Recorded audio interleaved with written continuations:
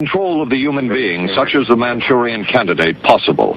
We are not professing to tell you the complete story of these activities. We are professing to tell you the complete story that we know. But these records that we've uncovered don't tell the story. They tell pieces of it. This is a story that has been told in bits and pieces over the last few years. This is an attempt to pull most of it together. We know we don't have the full story. We do, however, have some striking new revelations and insights. It is a story of a concerted search by several United States intelligence agencies to perfect mind control. Have secret experiments been carried out on ordinary, unsuspecting people by government scientists who are trying to develop a terrifying new weapon? A weapon to control the human mind. This document from Maxwell Air Force Base lays out the use of electromagnetic weapons technologies for debilitating human beings. Using electromagnetic warfare against human beings, you can cause disease, you can cause hysteria, or you can cause passivity for population control. Extremely low frequencies affect us because they are the same frequencies that our brains output. And when they're in the environment around us, our brains try to entrain to them. So our brains try to mimic those signals, and if those signals are not good ones for our behavior, then we can fall apart. We can behave differently, we could get sick, we could feel very stressed and not know why. It might seem laughably unlikely if it weren't for the fact that mind control technology exists and has been used for years. Uncomfortable. Can I ask you a question about some of the technology that you're developing to fight the war on terror, specifically directed energy and high-powered microwave technology? When do you envision that you can weaponize that type of technology? Goodness. It is in, for the most part, the kinds of things you're talking about are in varying early stages. Do you have anything you'd add? I don't think I would add much. I think they are in early stages and probably not ready for employment at this point. You sound like you're willing to experiment with it. I think that's the point, and I think, we have, I think, from the beginning of this conflict, I think General Franks has been very open to looking at new things if there are new things available, and has been willing to put them into the fight even before they've been fully wrung out. And I think that's not referring to these particular cases of directed energy or high-powered microwave, but sure.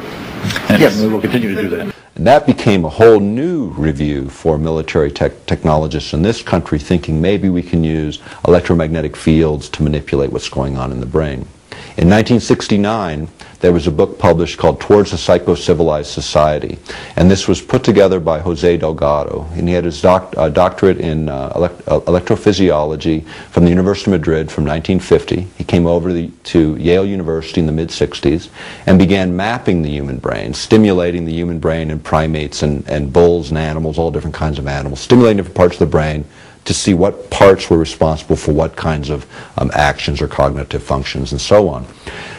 When I learned that our administration in Washington was looking at a program called Vision 2020, and Vision 2020 actually is a program for the United States to dominate the world from outer space.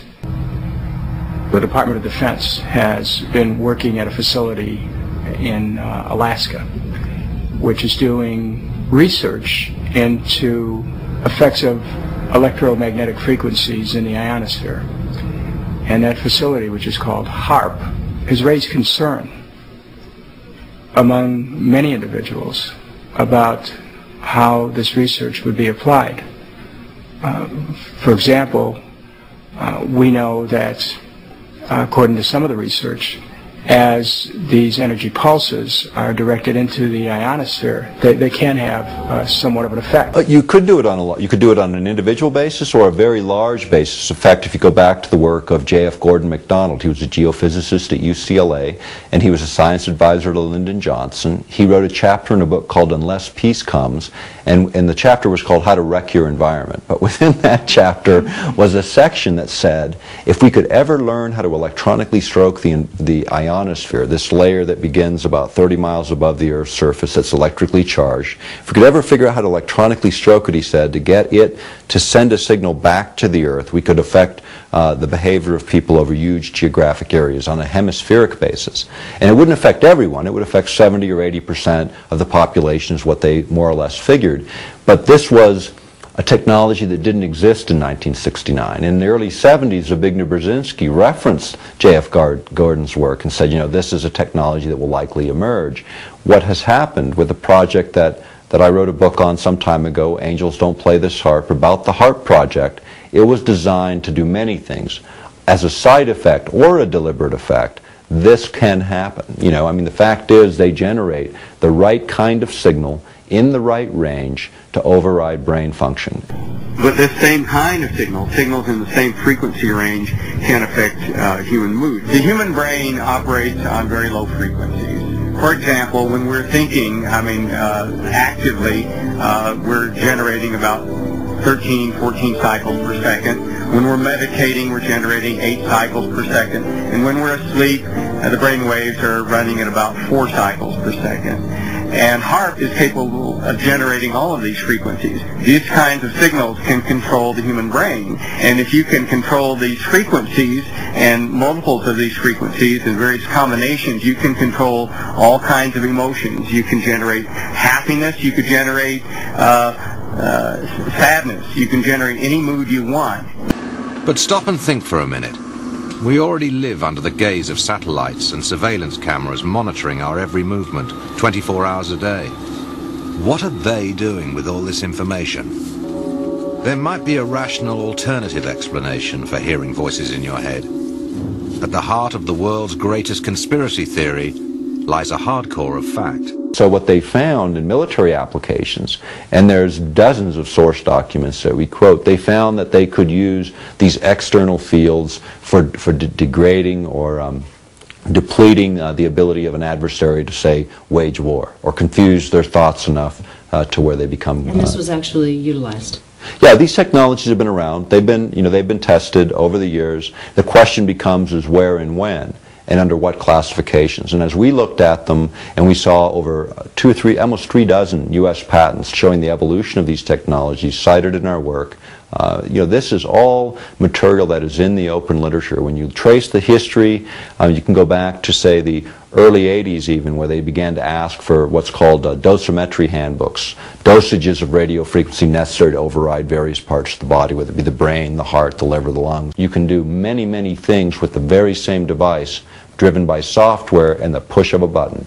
And it's a question of the intent of the operator. But you introduce a new piece of hardware, you have to have the story. And the story for the military is, it's just for heating. And I believe it's a lie, because the technology is there, and they would apply that technology, if not experimentally, as they're doing in the war fronts that we're engaged in today, to see what and how far they can go with these technologies. Let's face it, we know enough about governments and their secret servants to know that if they could do this, they would do this. If they could find a way of making us all believing what they say, damn right they're going to pursue it. In sort of a valedictory letter, Dr. Gottlieb wrote that he and his colleagues had been able to maintain contact with the leading edge of developments in the field of biological and chemical control of human behavior. And what of George White, the man who helped the agency in so many of its programs? He would retire here to Stinson Beach, California. And shortly before his death, he wrote to his boss at the CIA, Dr. Sidney Gottlieb, and summed up his career by saying, "It was fun, fun, fun. Where else could a red-blooded American boy lie, kill, and cheat, steal, deceive, rape, and pillage with the sanction and blessing of the All-Highest?" You can't believe what you see on television. It's been suggested that the long-term objective of mind control experiments is to develop a system by which all citizens can be monitored and tracked by sophisticated satellite-based cybernetics, perhaps using the victim's own technology in their own living room. So we hope you enjoyed watching the world's greatest conspiracy theories. We've certainly enjoyed watching you. The individual is handicapped by coming face to face with a conspiracy so monstrous he cannot believe it exists. J. Edgar Hoover.